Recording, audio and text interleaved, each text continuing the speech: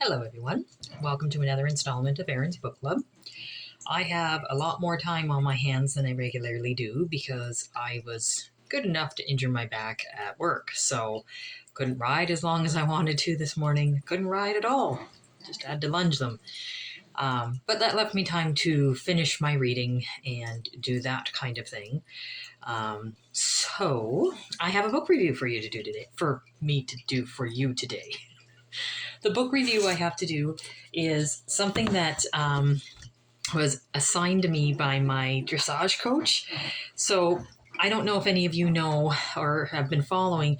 I've recently picked up my all-time passion of dressage. I've been wanting to do dressage my entire life, but finding a coach that did it well and finding a coach that wasn't just gung-ho on the competition, it's been a long time to find it. So I finally found one, and this coach is amazing. She does the practical and theory of dressage. So I'm so enjoying it.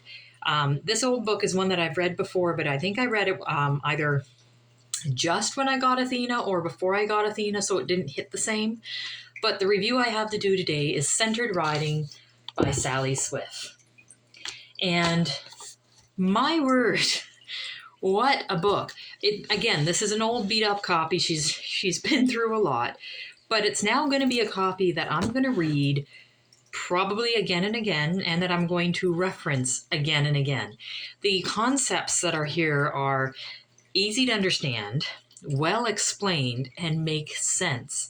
Not only that, with the help of my coach, I'm able to establish these concepts on the back of my horse and to see a major difference. The entire outlook of her viewpoint is to have a calm, relaxed horse under you because you are a competent, balanced, not tense rider who is sympathetic to the horse that's under you. And every nuance is explained in such a way that you understand why it's done. I would have really enjoyed going to a clinic of this Sally Swift person and learn more about her concepts, because it's really amazing.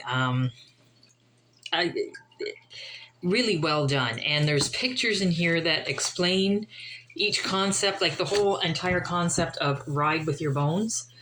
Never even heard that before. But now that I've heard it, it makes entire sense. Even down to other aspects of my life. Like I said, I've thrown my back out at work. It was incredibly painful.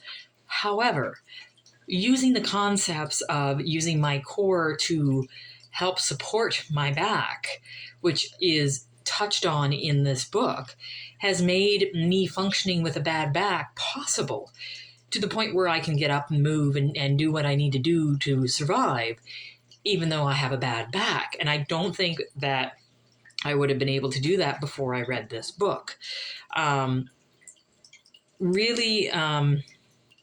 Really enjoy it. Of course, there are some dry spots in here because, again, I read it from cover to cover, which I don't think this is designed to be read. I think it's designed to be like you read one concept and you go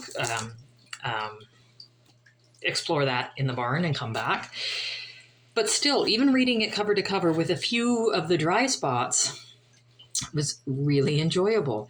I'm going to look more into this centered riding. I'm going to try to educate myself more into it, because this is making a lot more sense than another hero that I had in riding that has recently bitterly disappointed me. So maybe I can find a new one. But yeah, the centered riding, the entire concept of spines aligned and that kind of thing, really good book. I think every single horse person should be reading this book if you want to ride well. Along with the British horse manuals, I also think they should be read with every horse person's education. But all in all, really enjoyed the book, and everybody that's a horse person, especially now that the weather's getting cold, sit down, get yourself a cup of coffee or a cup of tea or whatever, or cocoa, whatever, warm blanket, and read the book.